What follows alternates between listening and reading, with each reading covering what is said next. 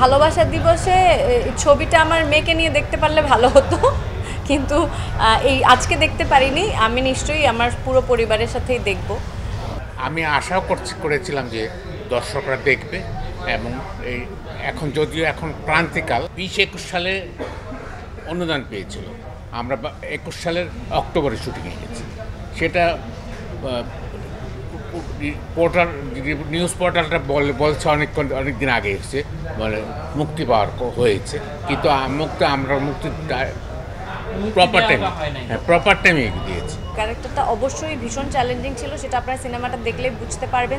একেবারেই এই ধরনের চরিত্র আশেপাশের কিছু আমি কখনো করিনি, এবং বাস্তব জীবনেও আমার সার্কাস আমার নিজ চোখে দেখার অভিজ্ঞতাও কখনো হয়নি। তো সেখানে একটা সার্কাস দলের অংশ যে একটা মেয়ে, তাকে সার্কাস দলে যা যা করতে হয় সেগুলো আমাকে রপ্ত করতে হয়েছে। তারপর তো অবশ্যই তারার যে চরিত্রটা সেটা খুবই একটা মানে সহজ চরিত্র না, খুব তারার একটা সংগ্রামের গল্প আছে এই গল্পে। তো সব মিলিয়ে ভীষণ চ্যালেঞ্জিং একটা ক্যারেক্টার ছিল আমার মনে হয়। একটা ফুল টিম থাকে, একটা চরিত্র হয়ে ওঠার জন্য একটা পুরো টিম থাকে।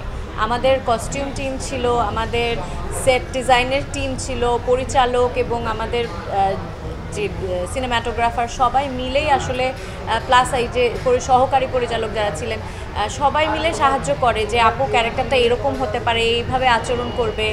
তো সব মিলে চরিত্রটা ডিজাইন করা, যেটা বলে যে রূপসজ্জা, মেকআপ, গেট আপ সব কিছু মিলে তো একটা চরিত্র হয়। তো এই সব কিছুই আমাকে সাহায্য করেছে চরিত্রটা হয়ে উঠতে।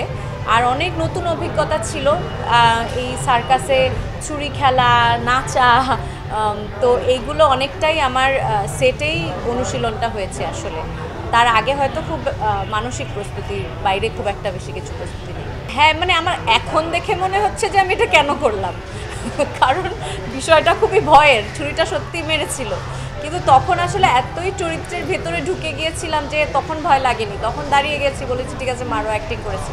কিন্তু এখন দেখে মনে হচ্ছে এটা আমি কেন করলাম। আমি তো চরিত্রটা হয়ে উঠতে চাই, সেটা এখন একটা গ্রামের মেয়ে হোক আর একটা সার্কাস দলের মেয়ে হোক, গ্ল্যামারাস হোক কি নন গ্ল্যামারাস হোক, সেটা ম্যাটার করে না, চরিত্রটা কি প্রয়োজন সেটা ম্যাটার করে। গল্পটাই মূল কারণ ছিল, গল্পটা একটা অসাধারণ গল্প ছিল। আর আমার চরিত্রটা একদম, যেটা বলেছি যে আমি এরকম কিছু করার সুযোগ পাইনি আগে, তো তার চরিত্রটা আমার কাছে যথেষ্ট চ্যালেঞ্জিং মনে হয়েছে, সেই কারণে রাজি হয়েছি। গল্পটাতে নানা রকম লেয়ার আছে ছবিটাতে। গল্পের আমরা লাস্ট এন্ডিংটা দেখলাম, আবার ঘুরে ফিরে যার হাতে আপনি বন্দী ছিলেন তার কাছে এসে ধরা পড়লেন। হ্যাঁ, যার কাছে বন্দী ছিলাম। হ্যাঁ, তার বিষয়টা আসলে মানে এন্ডিংটা কেমন এটা যেটা এই পুরো ন্যারেটিভটার মধ্যে, এটা মূলত একটা দুঃখী মেয়ের গল্প, যে সারাটা জীবন ছোটবেলার থেকে সে ট্র্যাপড হতে হতে একজন লোকের আন্ডারে থাকে।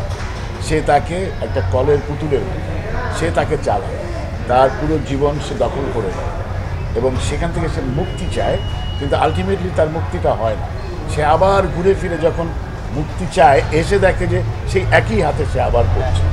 তো এটা একটা সাইকেলের মতো, যে লাইফটা যদি বলা হয় যে দুর্ভাগ্য দিয়ে শুরু, এবং সেই দুর্ভাগ্যের জায়গাতেই তার আবার প্রত্যাবর্তন, এবং শেষটা কিন্তু দর্শক দেখে বুঝতে পারবে না যে ছোড়াটা আসলে কে কাকে মারবে।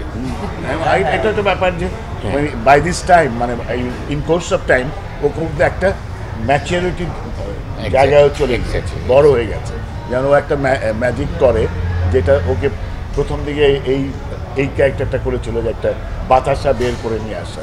তো সেইখানে ওকে দেখা যাচ্ছে যে লাস্ট সিনে ও এখান থেকে বাতাসা নিয়ে দেখাচ্ছে। তার মানে হচ্ছে যে পাওয়ার যে ওর একটা পাওয়ারের জায়গায় সে অলরেডি এসেছে, এবং ব্যক্তিত্বের একটা বড় মানে হয়েছে, জাম্প করেছে। এই আমার মনে হয় এই গল্পটার অনেক সাবটেক্সট আছে, গল্পটার ডেপথটা অনেক, মানে হয়তো একবার ছবিটা দেখলে মানুষ পুরো জিনিসটা অনুধাবন করতে পারে, নাও করতে পারে, কারণ গল্পটার জন্য আমার মনে হয় ছবিটা একবার না কয়েকবার দেখা উচিত, আসলে তারা যে জার্নিটা সেটা বুঝতে।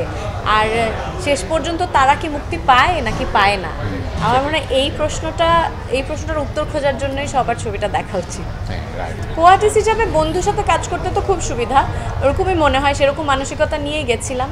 কিন্তু যেটা হয় যে অনেক সিরিয়াস দৃশ্যে, অনেক রোম্যান্টিক দৃশ্যে আমরা প্রথম দিকে আমাদের অসুবিধা হচ্ছিল, প্রথম দিকে আমরা একটু হাসাহাসি করছিলাম, সিরিয়াস হতে পারছিলাম না, বাট ইভেনচুয়ালি আমরা যখন ক্যারেক্টারের ভিতরে ঢুকে গেছি তখন আর কোনো অসুবিধা হয় না।